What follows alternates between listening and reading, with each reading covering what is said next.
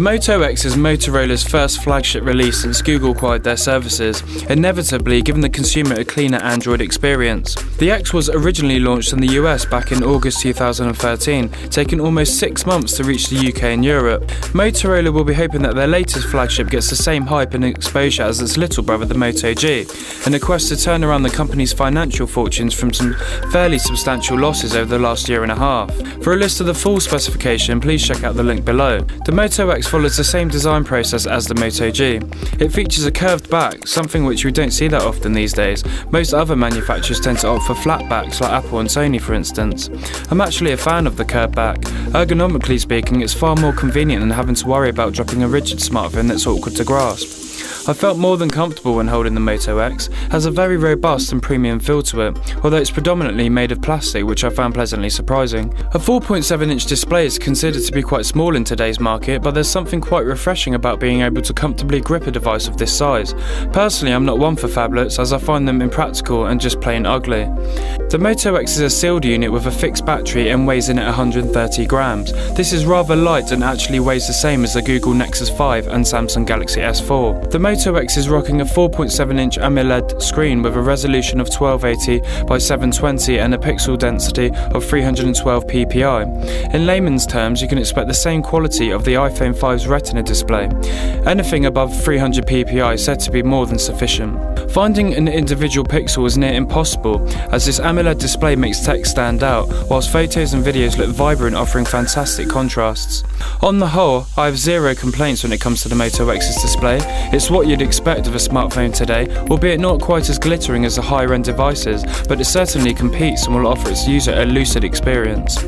You could say that Google have advised Motorola not to fuss about too much with their own Android skin. In fact, you'd be hard-pushed to even notice that there is a skin, as the OS is clean and comparable to that of the Google Nexus 4.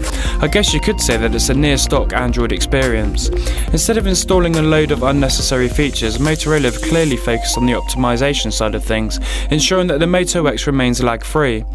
To my delight, I found that the UK stock of the Moto X was running Android 4.4 out of the box. There are only a select few that run Android's latest OS, so this was particularly pleasing, as updates have been slow to roll out across the board. Motorola deemed it necessary to rid themselves of an LED notification light and instead opt for what they have called active display. Ask yourself how many times you have hit your unlock screen and entered your PIN to check for a notification. Exactly. Motorola took all of this into account, recognising that we're draining our batteries by doing this process time and time again, so they came up with an extremely intuitive concept to help us achieve our goal without significantly reducing the battery life. When you receive a notification, a small section of the screen will light up, displaying the relevant icon. You can press and long hold on the icon for a quick peek, allowing you to assess whether it's worth unlocking your phone to access a call, text, email, or any other kind of alert. At first I thought it was a bit of a gimmick. I had my doubts, but within a day or so I got to grips with it and really saw the logic behind it all. It saves time and hassle whilst making the Moto X certainly stand out from the crowd. Quite possibly the most innovative feature I've come across on the Moto X is feature referred to as touchless control. Once you've activated this through the launch phrase in the settings menu and recorded your command, OK Google Now, you're all set to go. This feature effectively allows the Moto X to listen out for those keywords at any point, even when the device is in standby mode.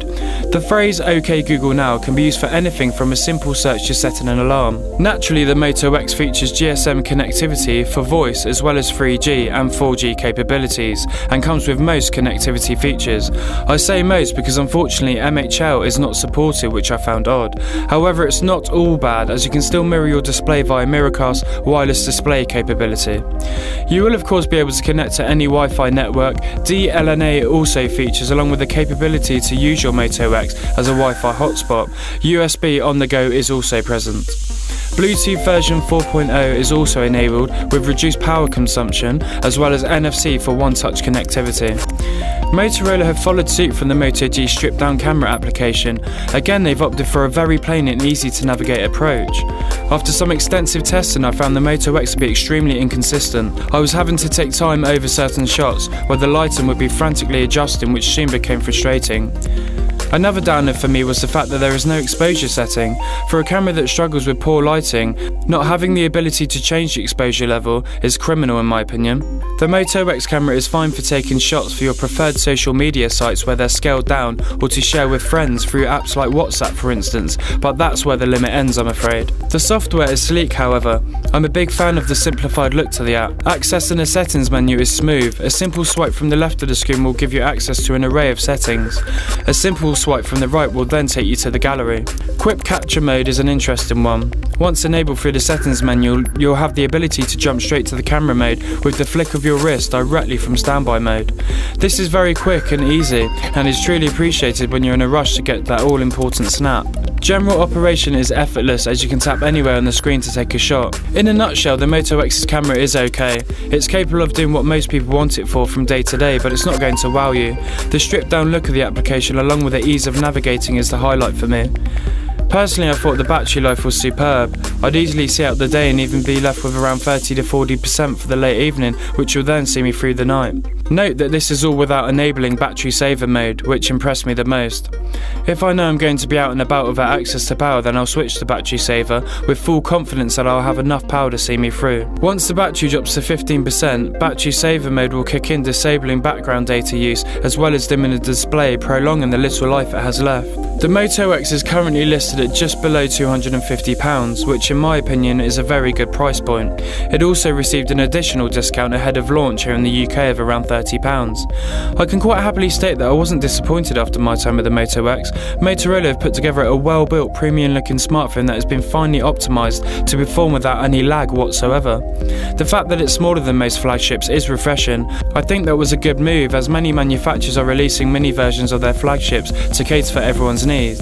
Yes, it lacks the power of most flagship devices out there, but as an all-rounder, the Moto X cannot be knocked, especially when you consider what you're getting for your money. The additions of touchless control, active display and twist to shoot are all fruitful features and add to the joyous, stripped down, almost pure Android experience. For me, the Moto X is right up there with my favourite Android smartphones. I've thoroughly enjoyed my time with it and I would recommend it to anyone looking for a new smartphone.